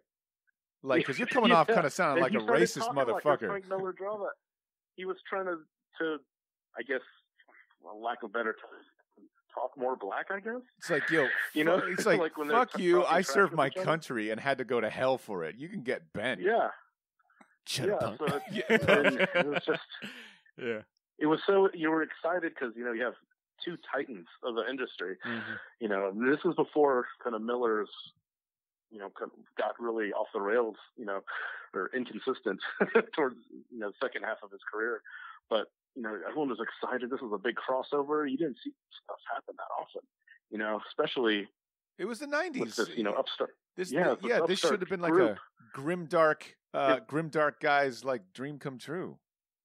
Yeah, and the art's great. You know, it's McFarlane, so it's classic stuff. But just, Yeah. this is whack. And then I just, oh man, I and I'll just, you know, I won't go into detail, but I guess another one that I thought was just bad was All-Star Batman and Robin. Man. Frank Miller gets to He revitalized the punk mentality and for Jim sure Lee. on steroids. Yeah, it was like You know what? Jim Lee, Frank Miller, which I don't even know if they finished. But As shit as that story was, man, that artwork was fucking amazing. Yes. Like there was artwork's no great. way. And see, I'm sure you remember that artwork was everywhere. Yeah. Like Wizard made Yeah. a big deal. I mean, that was like the biggest comic event when it came out. Yeah, at the time, Wizard was kind of hoping it would save them. Yeah. Put it on every I page. mean, Yo. comics are strange. Like for me, you know, you have really stunning art, you know, then sometimes, at least in my taste, the story can take a back seat. But this was almost like, why is Robin eating rats in the Batcave? What? What? It's just, it took me out of that beautiful, like, Yeah. you know, I think probably prime Jim Lee era artwork. That was probably like around when he did Hush and he was kind of making the comeback. Mm-hmm. Yeah. And I mean, this was like easily his best work. Yeah. You know, and even that peak Jim Lee could not outdo that horrible Frank Miller Script. Yeah. bizarre story. So yeah, 2 for Frank. For Yeah, me. those are good. Those are good selections. And I bring up this question because I was reminded of the 1993 Daredevil Fall from Grace story arc, written by DJ yeah, written by DG Chichester, and artwork by Scott McDaniel. And I want to say it was the first Daredevil story I had read as a kid, once again, going through my Pops collection. And if you guys remember, it was the Daredevil series where he had the armor, and every cover was a glow-in-the-dark cover. And I'll never forget, like, sitting... Yeah, I exactly. Totally blocked that out of my memory. I remember sitting in... The armor. I remember sitting in the garage reading these comics, because that's where my dad stored his comics. And my mom accidentally turned off the lights in the garage, and all of these covers glowed, and I was like, what? Yeah! Like losing my shit. But I vividly remember thinking, like, I can't comprehend the story. I had to. It was one of the few comics I've ever read like 2 or 3 times, in one sitting, because I just could not comprehend, and I thought there was something wrong with my reading comprehension. I just wasn't sure. And Wait a second. I got to take a special class. I was going to say that series was so bad that you thought you had a learning disability.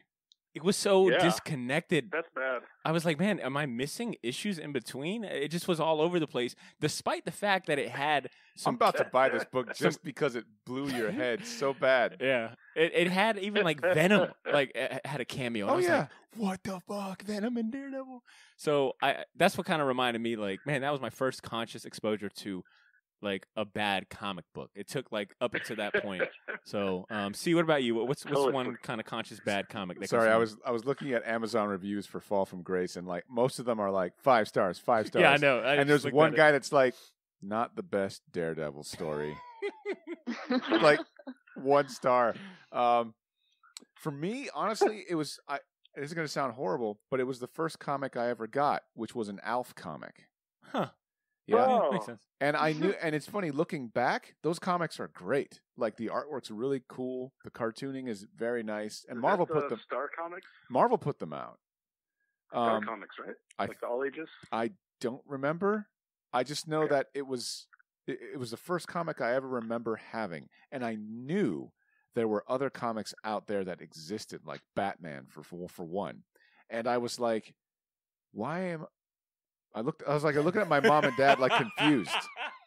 Like at this point, and I was probably like 6. So at this point, I'm doing nothing but talking about Batman, and they get me an Alf comic. And I know at the grocery store, on the spinner rack, there's 100 Batman comics, and it would have been awesome because at that time, like Jim Aparo was fucking drawing for Batman, or Marshall Rogers was. I don't know, some like badass Yeah, artist. you could get that at Publix. Right. You know, you Right. didn't have to make a special trip. Yeah, it's all to there. the comic store. So I was like, Yeah.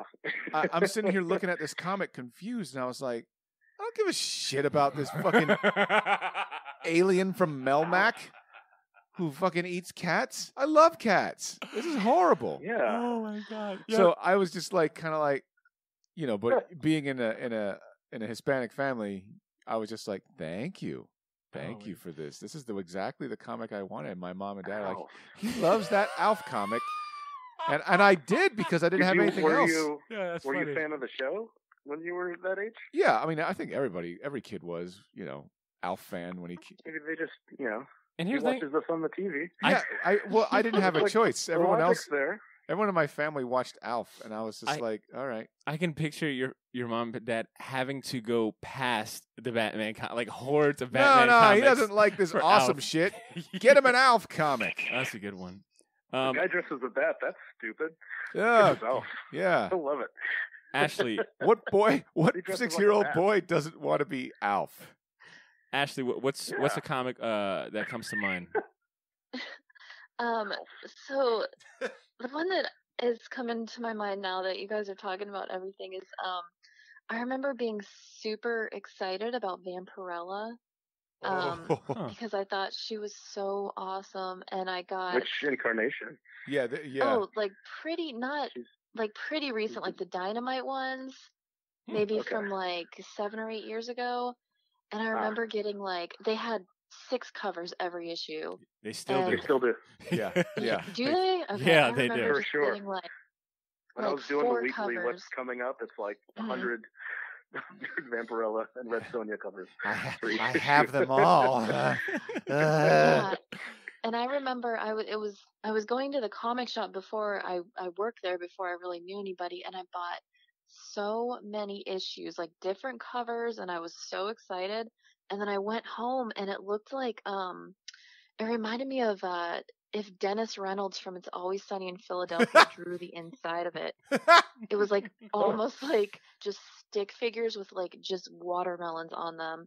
And I was immediately just like so embarrassed that I'd make such So a you big bought deal about Vampirella this. for the anatomy, the anatomical I accuracy? bought it for the covers, and then it turned out to be just so bad. I still buy them for the covers. That's Damn, funny. that's. I was okay. That was a good one. I was expecting like a Jeff Lemire comic to be Okay, I bad. was gonna go with Deadpool, but that just kind of embarrassed me that I was a comic nerd. But I'm over it. I like him. I appreciate you guys for sharing. How about we go ahead and wrap up this episode with our champion season? How about it? It's been a minute since we've done it, so I'm happy to go ahead and let this intro song play.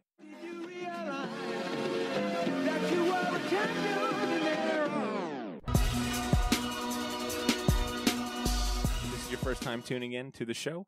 Champion season is our last segment of the show.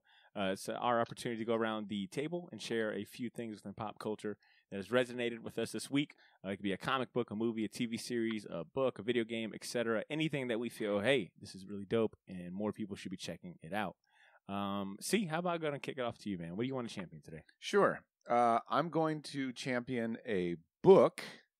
Surprise. It is called Bowie, Stardust, Ray Guns, and Moon Age Daydreams. And it is done by the wonderful Mike Allred of Madman fame. And the foreword is done by Neal Gaiman. And it's basically a sort of retrospective on David Bowie's life during the Ziggy Stardust years.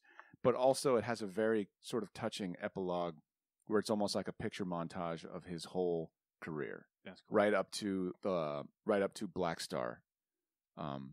Where he kind of does his final incarnation as the blind prophet character he came up with. It's so good. I'm a huge David Bowie fan, and if you are as well, I highly recommend you get it. Actually, I think we were talking about it on the phone the other day.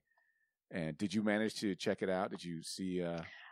I looked it up. I'm definitely going to order it. It looks amazing. I can't believe I missed it. Like, didn't even know it was a thing till you said something.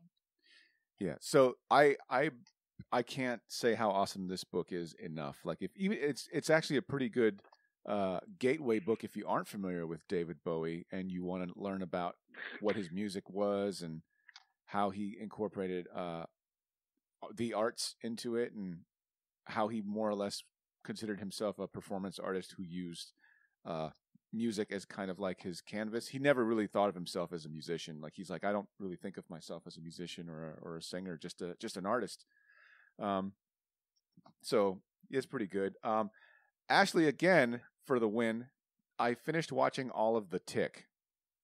Oh, did you? I watched it all in like probably a weekend, seasons 1 and 2, and I wish they were doing more. Damn. If you guys haven't watched The Tick on Amazon, it's amazing. Ben Edlund is very much a part of that show, the guy who created The Tick, and it has that same sort of humor as the cartoon.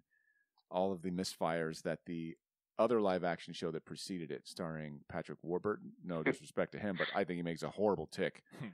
He's got nothing on Peter Serafinowicz, who is the Tick in my mind. Like, it is perfect. He's just walking around like, chum, justice is calling. Answer and collect all the charges, friend. You know, like, it's like he's saying all these corny things that like the Tick would say, and it's everybody's firing on all cylinders on that show. And I think my last champion will be The Midnight Gospel.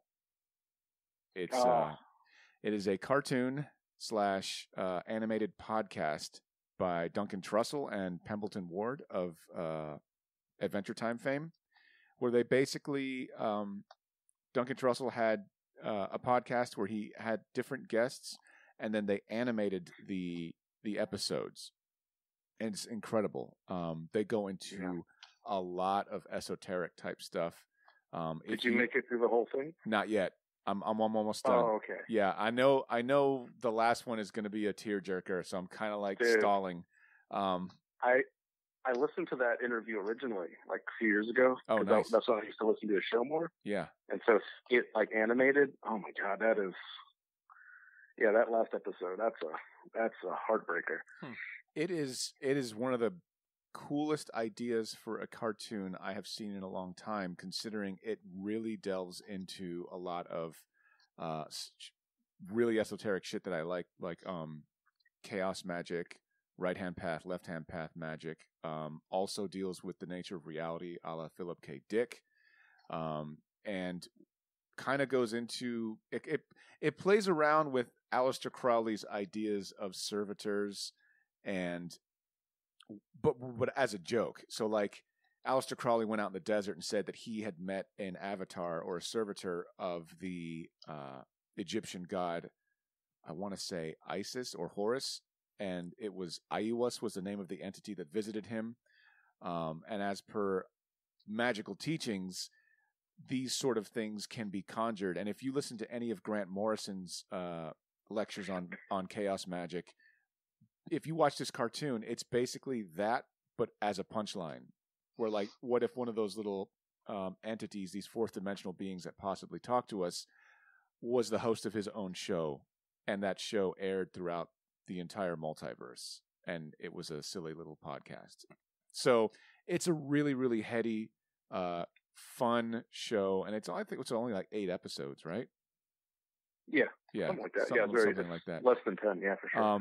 And all the stuff I mentioned, you don't have to be into to get into it. I just noticed and picked up all of that stuff because they reference it very, very, very, very lightly. Like one of the avatars, some fucking magician shit. I dabble in that sort of nonsense, but like one of the avatars is like a Abraxas, and it's fucking great. Like I'm like, oh wow, they're name dropping Abraxas, huh? This shit's awesome. You know, my wife's looking at me like, take your cape off, nerd. Put your books on Lucifer away, you fucking idiot. And I'm just like, you don't understand me. I'm a magician. I do sigil. I'll conjure up some dinner, asshole. Right, I do some, yeah. I'm like, I do sigil magic, honey. And she's like, you do nothing. You sit at home magic. That's what you do. Tough magic. Yeah, I'm like, oh. Yeah, it's just, I have to second that because it's, even though like, because the conversations he has, I mean, there's some they edit to kind of fit into the show, but it's pretty much just like a straight interview with very psychedelic, trippy visuals while they're having this regular conversation. Yeah. Like that first one with like Dr. Drew. That's so cute. The little like, creatures. Basically, he's like the president, and they're just having this conversation while this zombie apocalypse is going on, and they're just getting into like monster trucks and running over things and like just mowing down all these creatures while having this conversation about drug life use and reality and and mental health and stuff. Yeah, nuts. Botter, I think you would dig it, man, because it's the stuff I'm talking about. I like, but I also like that it's basically a podcast where a guy is interviewing somebody, and it's just animated. Like there's like a little background story, but the main thing that's the foreground of the episode is he'll have a guest like Dr. Drew Pinsky, or he'll have a guy who was imprisoned for a long time, and through practicing chaos magic, he essentially turned his life around. Yeah, one of the guys from the West Memphis 3, right? Yeah, one of the guys. Yeah. So it's just like it's really fascinating. Like you'll be like, you know, the one with Dr. Drew, they talk about like, well, what are your opinions on drugs and what do you think about this and blah blah blah. But in the background, the whole time you'll see like they're running away from a bunch of zombies, and it's cool. Your brain doesn't know what to do with the information. It's very good. That's good cool. Show. Good stuff, see? Yeah, and that last one, and you already know what it's about, so I don't think I'm spoiling it. But he did a interview with his mother, who was basically... She was terminal. She was close to passing away from cancer. Yeah. So the last episode. It's basically their last conversation he recorded, and it's such and she was a psychiatrist, so it was like a very deep conversation about what's next and being excited about this isn't the end. This is just a new beginning. And it's a big, and it with all these really kind of trippy visuals to go with it. And it's a fun conversation at first, despite if you don't know I just remember it because I remember hearing the interview originally without all the crazy, visuals, just hearing the conversation. It starts off very, fun. Duncan Trussell's like, hey mom, let's talk about me, more about me. And then they just kind of start very fun. But then they get kind of really, existential and deep, and it's very. And you can hear him like towards the end. It's like you can hear him, kind of break up a little bit. Yeah, getting choked. And it's beautiful episode. It's it's such a great way to end it, and I can't see them doing more. Yeah, I don't recommend binging it. Don't binge it. No. That's one that you kind of watch one at a time and let what they talk about kind of marinate in your brain. But that one has such more, at least resonated to me more. Yeah. Just because it's like, this is real. This is actually. This is his life. Yeah. Like the stakes were so high. Yeah. In this conversation, and just with him and his mom is a beautiful episode. I would recommend The Midnight Gospel. Thank you. Yeah. Oh, that was good. It's on Netflix. All right. Ashley, I'm going to turn it over to you. What do you got a champion today? Dang, Caesars are all so good. Mine is not. I've just been really missing Game of Thrones, and I think it's because of like the stress of everything. I've just been really, really like just craving Game of Thrones. So I started rereading the last book, and if you haven't read them, like give them a chance, even if whether you like it or whether you don't. The books are amazing. and I watched Miracle Workers, Dark Ages, because it was the closest thing I could find to Game of Thrones. I finished it. It was alright. Peter Serafinowicz is in it, so he's probably the best part about it. What? And then, yeah, he plays this crazy king. It's so funny. And then I got the Telltale Game of Thrones game, and it's so immersive. Like, you have conversations with people and you can disappoint them, or like, So my life in a video so game. Got good. And then let's see, you can talk to, I'm trying to think of where I am right now. You're 3 different characters, but I just played a scene where I got to talk to Cersei, and no matter what I said, she twisted it and hated me. So, pretty close to the show. But it's been really fun. So is it like a RPG? Is it an action game, or I mean, what type of game? Well, it's an RPG. You walk around and they ask you questions, and then you have 4 different answers that you can give. And depending on your answers, it's how the game progresses and how people react to you. There is a little bit of action. You definitely get to kill some people. So it's kind of interesting because you'll play these long periods of just having conversations, and you're really into your character, and trying to figure out, like, what would my character say to this? And then all of a sudden, someone's running at you and you have to, like, fight them. But it's honestly great. I don't remember when it came out. It's been a couple years since it came out. But if you're, missing new Game of Thrones content and you haven't played this yet, I definitely recommend it. Yeah, and I think me and you talked about how when it comes to those Telltale games, you never know when they came out because it feels like their marketing is so low key.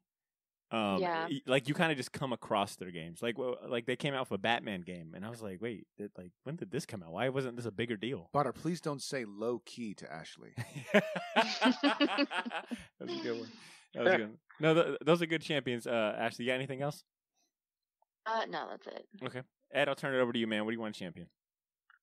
Just a couple things. There's a Vice documentary series called Dark Side of the Ring. It's the 2nd season, premiered probably a month ago or so, and that's been really good. Just kind of like some behind the scenes story of like some crazy characters in the wrestling industry. And like I said, this is the 2nd season. They've done stuff on Chris Benoit. They're going to do an Owen Hart episode, like his death in the ring and like the whole story behind that. Did one on the Road Warriors, this crazy guy that tried to start his own promotion, Herb Abrams. So it's been really, really good documentary series on Vice, but pretty much when the episodes air, they're on YouTube. So it's easy to access if you have if you kind of want to look into the behind the scenes stories of some of the darker stories of wrestling, pro wrestling. And then another show that I got into just because, just to see, I never watched this show. I didn't think it would be that good, but I started watching, pretty much watched all of the Orville, the Seth MacFarlane Star Trek. Oh, it is good. I haven't finished it, but I like it a lot. Very good. I was kind of, I guess, kind of brushed it off because I didn't know if it was going to be like Family Guy in space type of thing, if that makes sense. It is a surprisingly, like, just a love letter. There's still some jokes and things in there, but it doesn't try to be super edgy or, like the comedy in Family Guy. But it's a great love letter to the Star Trek series, and the pacing of the show I really like. I like the characters. They have all the different alien races. It really surprised me. I ended up watching pretty much all of them the last month. But yeah, those are the 2 champions I have. That's pretty cool. Good ones. Thanks, Ed. I'll give my top 3 kind of quarantine picks for my champions that have just kind of like preoccupied my time. The first one being Rocket League. It is a vehicular soccer video game developed and published by Psyonix. It originally went by the name of Supersonic Acrobatic Rocket-Powered Battle Cars before changing its name to Rocket League. It's available on the PSN network. It's about like $20. What a change. Yeah. It just rolls off the tongue. Yeah. It's available on PSN. It's about like $20, and it is so addictive. I mean, the name kind of gives it, away. It's very straightforward. You play as a mini car in a soccer match. You're on teams of 3, sometimes up to 4, depending on what setting you choose. And the goal is to play soccer as a little, racing car. Matches are 5 minutes. It's just simple fun. I mean, if you're ever looking for a video game that you could just sit down and just get into, no need to build a character up or know a bunch of story, that you just want something that you can play both by yourself and, with your significant other and in a party setting. It's just been fun. I've been hopping on like an hour a day to just kind of take a break from, being online or working or just kind of, just day-to-day stuff. But man, I've just gotten a bunch of people into it. I've gotten Drew into it. Life's been playing, so it's been fun kind of hopping on.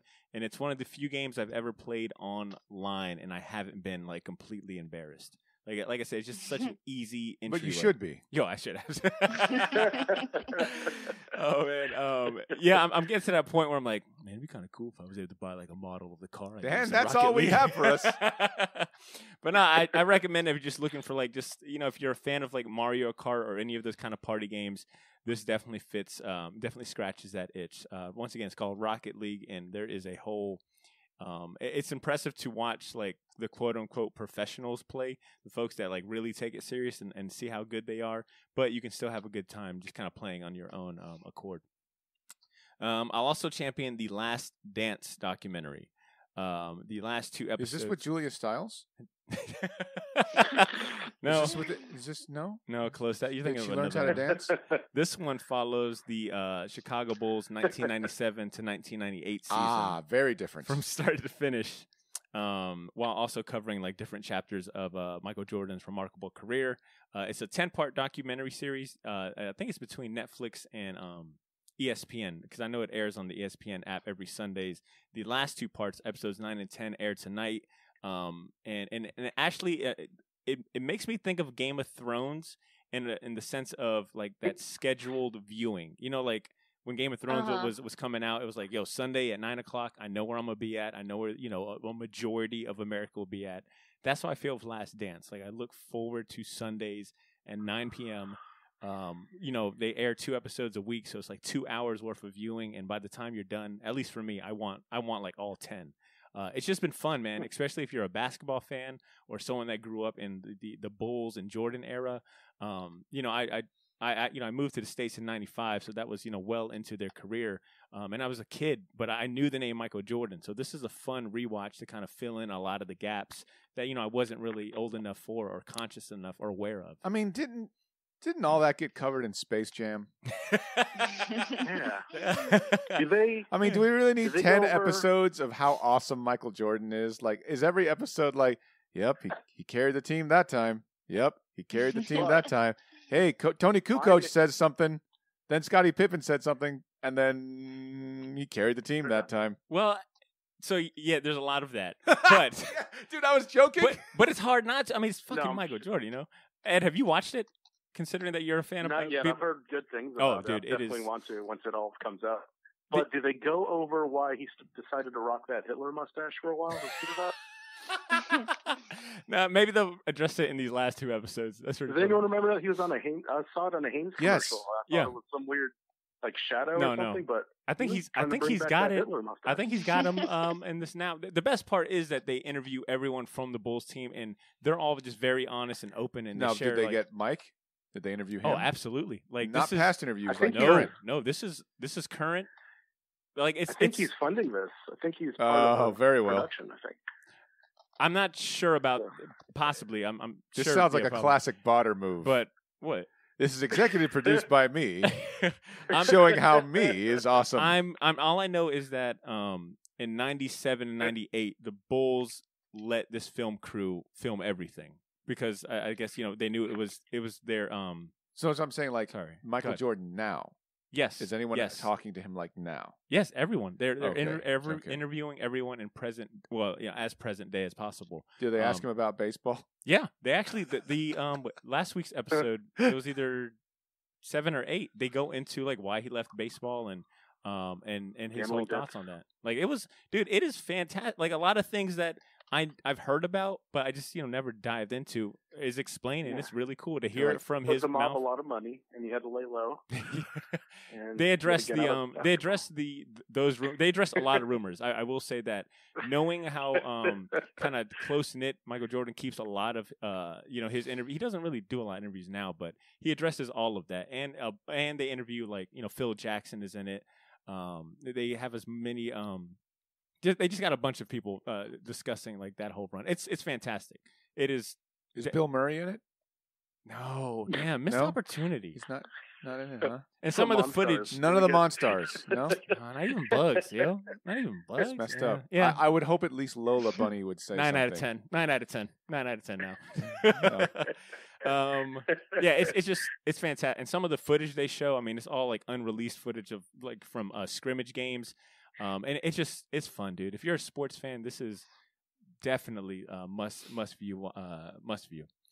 And the last thing I'll champion, of course, is a comic series. I've had a chance to catch up on Immortal Hulk by Al Ewing and Ed Bennett, specifically issues 29 through 33, so a good 5-issue run. Ed Bennett's still drawing it? Yeah, Okay. yeah, which is He went away for like 2 issues. Joe It Bennett. scared I'm me. sorry, not Ed Bennett. Joe Bennett. Okay.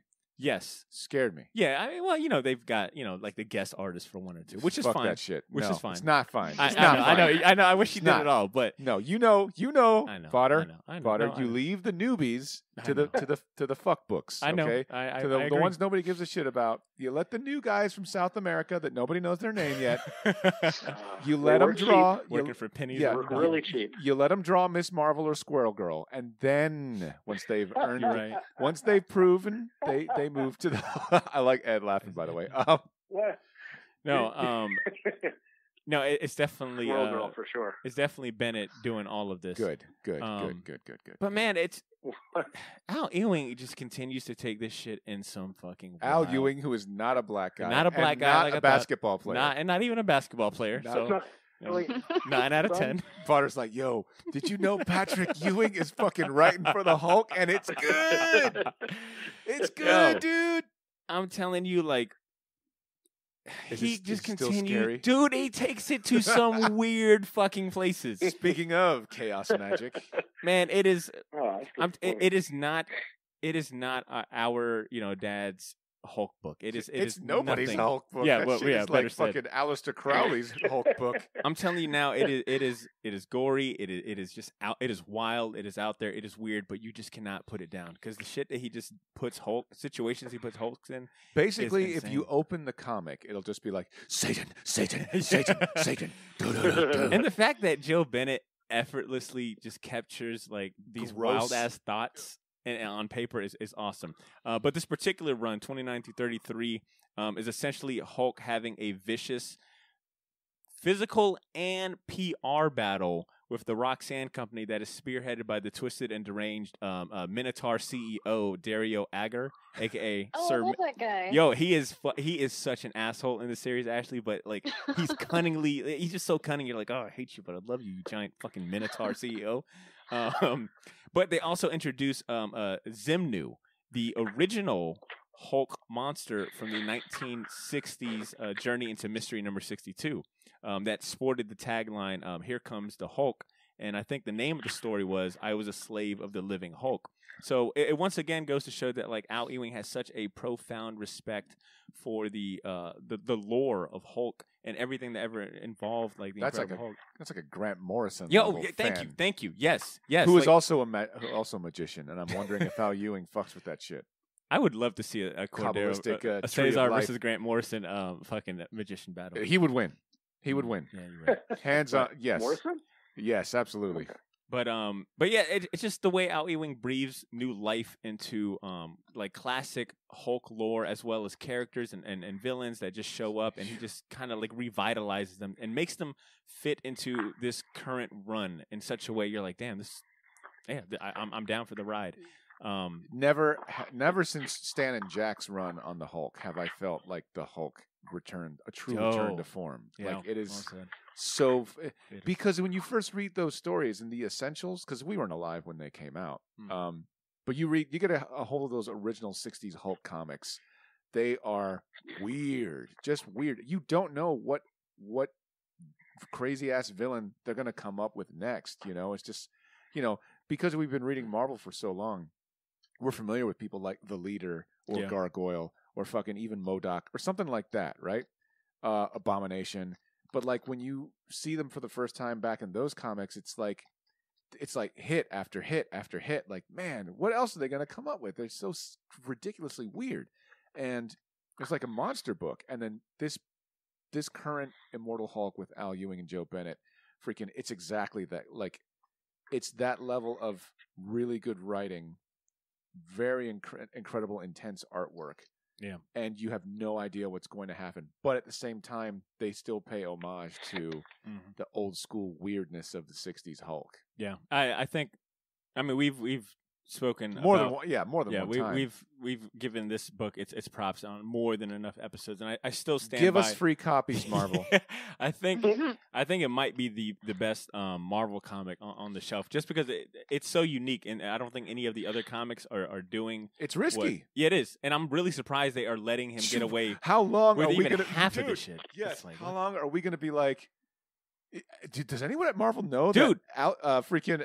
What is this guy's working? What for is them? he sending into them, and then what is he sending to the printers? I'm telling you, Ewing and Bennett, they don't know they work for them. Yeah, I'm telling you right now, they don't know. Ed, I think you would really like this because it just combines, like, he really leans in on the monster appeal that Hulk originally kind of had going on. Everything that's awesome about the Midnight Gospel is why Immortal Hulk is freaking awesome.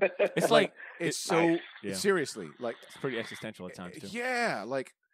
That's what I'm saying. Like, how did Marvel, like Disney? Fuck Marvel. Marvel doesn't exist anymore. How did Disney say, "Yeah, it's it's good. Let these guys do what they want." It's like, really, because we want to do a comic where like Hulk is the devil. Yeah, Hulk has always been kind of demonized in the comic books. That's no. He's the actual fucking devil. So Bruce Banner's kind of possessed, and yet. Radiation also is part of the Kabbalistic tree of life where the different sephirotes that lead to God are also manifesting in our world. I don't know what that means, but I guess you guys can do it. Yeah, what's he said? Found a new angle for the Hulk. Yeah, I'm telling you. I remember us always talking about how tricky a character to write for he is. Yeah. But it seems they've unlocked something new. It out. Yeah, literally. Cool to hear. Yeah. So that's what I'll go ahead. That'll be my last champion. I think among the other comic series I've really dived into has been Starman, the 90s series by James Robinson and Tony Harris. That's the other. Damn it, buddy! You're really so close to Sandman. So close. Yeah, right. You're so close to it. I know. All right. Well, I've got homework. Ashley's got homework.